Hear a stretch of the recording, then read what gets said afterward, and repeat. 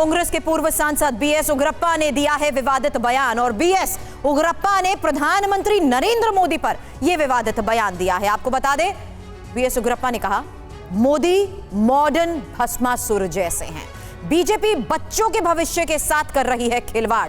अमीरों के कर्ज माफ किए जा रहे हैं और आरोप लगाते हुए प्रधानमंत्री नरेंद्र मोदी के लिए अब शब्दों का कैसे बीएस उग्रप्पा ने किया इस्तेमाल, सुनिए। ಈ ಒಂದು ಭಸ್ಮಾಸುರನ ರೀತಿಯಲ್ಲಿ ನಡ್ಕೊಳ್ತಕ್ಕಂಥದ್ದನ್ನ ಬಿಟ್ಟು ಈ ಮಕ್ಕಳಿಗೆ ಏನೋ ಆರ್ಟಿಕಲ್ 21A ಪ್ರಕಾರ right to education is a fundamental right, ಅವರಿಗೆ ಸ್ಕಾಲರ್ಶಿಪ್ ಕೊಡ್ತಕ್ಕಂಥದ್ದನ್ನ ಮುಂದುವರಿಸಬೇಕು ಅಂತೇಳಿ ನಮ್ಮ ಪಕ್ಷ ಆಗ್ರಹಿಸುತ್ತೆ ಅಂತೇಳಿ ಹೇಳಿಕೆ ಬಯಸ್ತೇನೆ। तो आपने सुना उग्रप्पा को। गुजरात चुनाव के दौरान ये पहला मौका नहीं है जब कांग्रेस नेता ने प्रधानमंत्री मोदी पर अपशब्द कहे हो या इस तरह की टिप्पणी की हो। इससे पहले कांग्रेस अध्यक्ष खुद मल्लिकार्जुन खड़गे भी शब्दों की मर्यादा भूल चुके थे। ये सभी मछली किसानों को बेबी फिश सप्लाई करके महीने का 2 लाख कमा रहे हैं। आपको भी करना है ये बिजनेस? तो फ्रीडम ऐप को अभी डाउनलोड करें। उन्होंने क्या कुछ कहा था मोदी के बारे में, सुनिए जरा। अरे आप तो प्रधानमंत्री हो, आपको काम दिया गया है, वो काम करो। वो छोड़ के municipal corporation election, MLA election, खैर एमपी इलेक्शन, उनको प्राइम मिनिस्टर बनना है तो फिरते रहते हैं, लेकिन हर वक्त अपनी ही बात करते हैं। आप किसी को मत देखो, मोदी को देखकर वोट दो। भाई तुम्हारे को तुम्हारी सूरत कितनी बार देखना, कॉर्पोरेशन में भी तुम्हारी सूरत देखना, एमएलए इलेक्शन भी तुम्हारी सूरत देखना, एमपी इलेक्शन में भी तुम्हारी सूरत देखना, हर जगह कितने भाई, क्या आपके रावण के जैसा 100 मुख है क्या है? समझ में नहीं आता मुझे।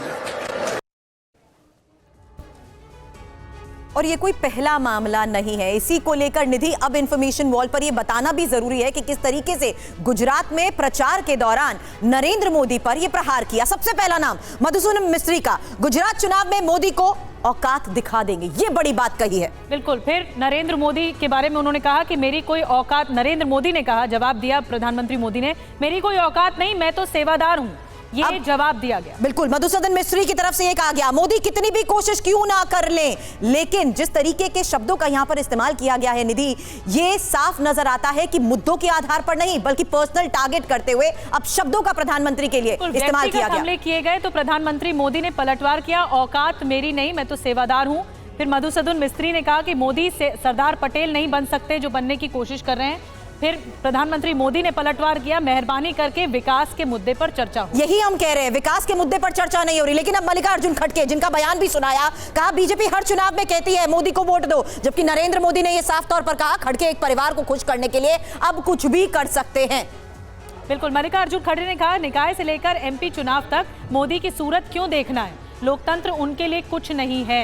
तो ये वार पलटवार हुआ है, लेकिन कांग्रेस व्यक्तिगत हमले कर रही है। और मल्लिकार्जुन खड़गे ने यह भी कहा हर जगह आपके रावण जैसे 100 मुख हैं क्या, क्योंकि हर जगह प्रचार, चुनाव कोई भी हो, प्रचार नरेंद्र मोदी के नाम और उनके चेहरे पर होता है, जिसका नरेंद्र मोदी ने जवाब देते हुए कहा कि लोकतंत्र में विश्वास होता तो इस स्तर तक वो ना जाते। बिल्कुल, ये भी कहा गया मल्लिकार्जुन खड़गे के जरिए, कल भी रोड शो, आज भी रोड शो, कांग्रेस को तो राम सेतु से भी नफरत है, ये प्रधानमंत्री मोदी ने पलटवार किया। तो ये बहुत तीखी पलटवार है, वार पलटवार है जो सामने आया है। और उन्होंने ये भी कहा खुद 2 किलो गाली खाते हैं, कांग्रेस को 4 क्विंटल गाली देते हैं, जबकि नरेंद्र मोदी ने ये साफ तौर पर कहा कांग्रेस ने मुझे गाली देने का अब कंपटीशन सा शुरू कर दिया है। तो बड़ी बातें और बड़े आरोप, लेकिन ये ताजा मामला निधि। अब एक और नेता शामिल हो गए इस फेहरिस्त में, मोदी पर वार करने के लिए। सरकार बच्चों के भविष्य के साथ खिलवाड़ कर रही है, तो प्रधानमंत्री मोदी ने कहा कि कांग्रेस ने गुलामी की मानसिकता को आत्मसात किया है।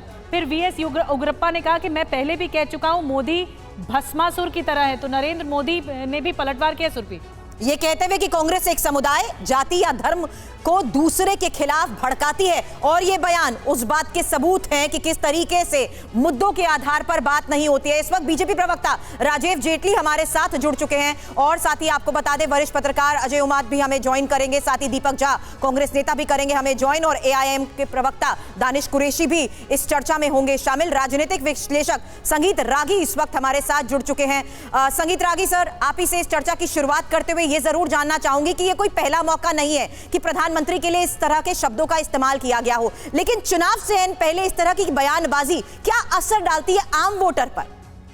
देखिए, मुझे तो ऐसा कई बार लगता है कि जिस प्रकार से कांग्रेस के नेताओं में एक आपसी प्रतियोगिता हो गई है कि कौन कितना ज़्यादा अश्लील और गंदे शब्दों का, भोंडे शब्दों का प्रयोग प्रधानमंत्री के लिए करता है, शायद जो जितना ज़्यादा गाली गलौज की भाषा का प्रयोग करेगा वो उतना ही श्रीमती सोनिया गांधी और राहुल गांधी के नज़दीकी उनको माना जाएगा, या उनसे वो ज़्यादा उनको ज़्यादा तवज्जो दी जाएगी। ऐसा लग रहा है चलन बन गया है, एक चलन बन गया है। बिल्कुल आप सही कह रहे हैं, लेकिन वो ये नहीं, कोशिश हो रही है अपने आप, लेकिन वो नहीं ये समझ रहे हैं कि ये बेशक नरेंद्र मोदी ये बात नहीं कहे, बेशक ये भारतीय जनता पार्टी ये नहीं कहे, लेकिन नरेंद्र मोदी गुजरात की अस्मिता के प्रतीक हो गए हैं। एक समय, और इस बयान को उन्होंने इसी से जोड़ा अपने संबोधन में कि गुजराती अस्मिता पर सीधे-सीधे हमला बोला गया है कांग्रेस पार्टी के इस बयान। ये सभी मछली किसानों को बेबी फिश सप्लाई करके महीने का 2 लाख कमा रहे हैं।